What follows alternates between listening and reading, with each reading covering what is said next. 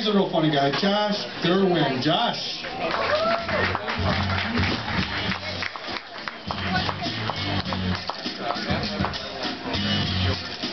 Cheers for Brian.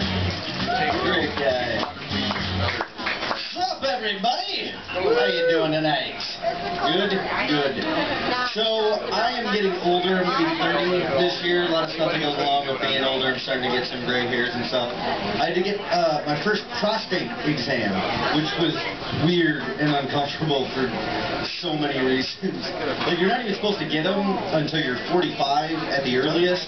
And I didn't even make an appointment or anything. He just like pulled me in the alley and started sticking things in my butt. And he explained it really well at the time, but now the police are using words like rape, and I don't want to press charges until I get the test results, because you really can't be too careful these days. So, a couple of months ago in South Carolina, a guy was arrested for the second time for fucking the same horse.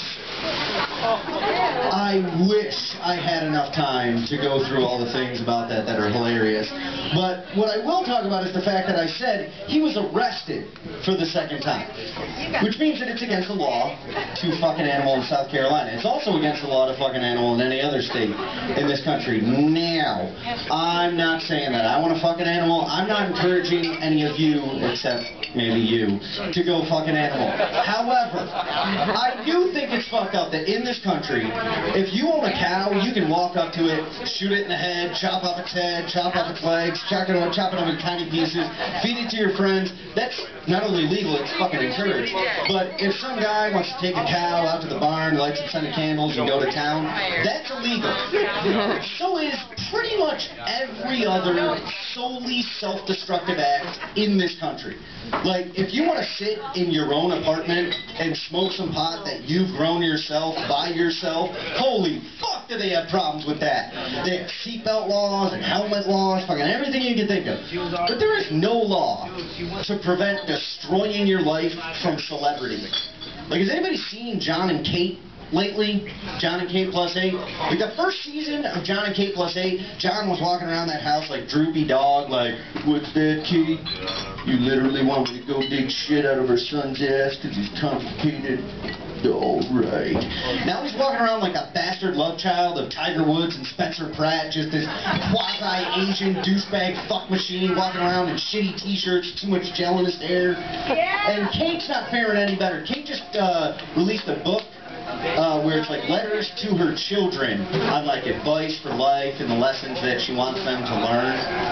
Yeah, if only there was some way, Kate, that you could explain to your kids how you want them to live and lessons that you want them to learn. If only someone can come up with like a catchy phrase for what we call that, like, I don't know, fucking parenting, you stupid bitch!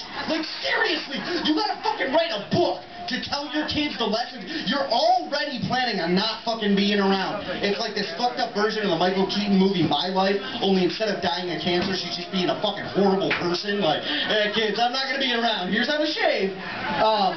So I fucking hate John and Kate for that reason. The other reason is that they're reality TV stars. And I fucking hate the term reality TV stars because, like, The Real World or The Real Housewives, any show with the word real in the title is fucking not.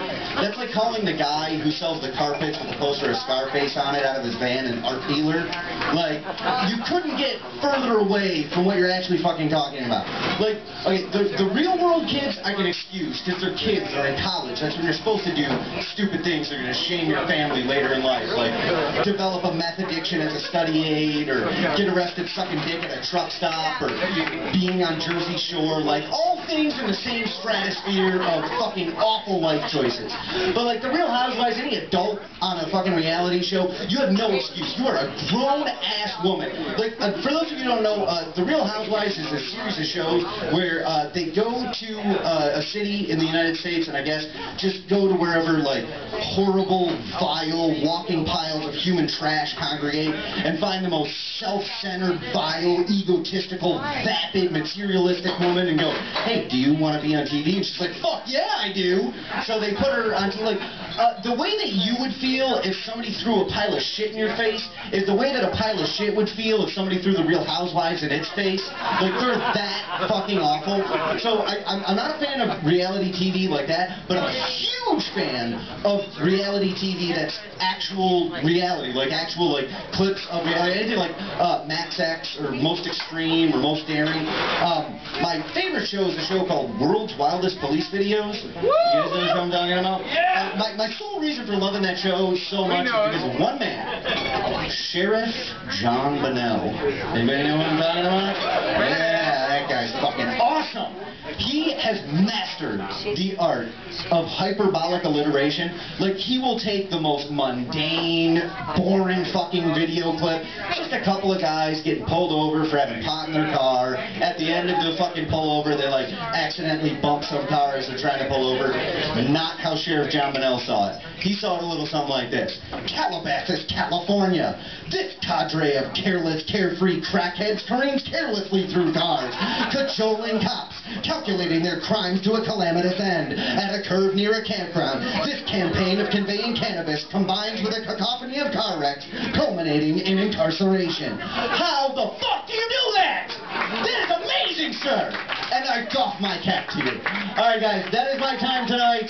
You have a great evening. Have a great Valentine's. Please be nice to all the other comics.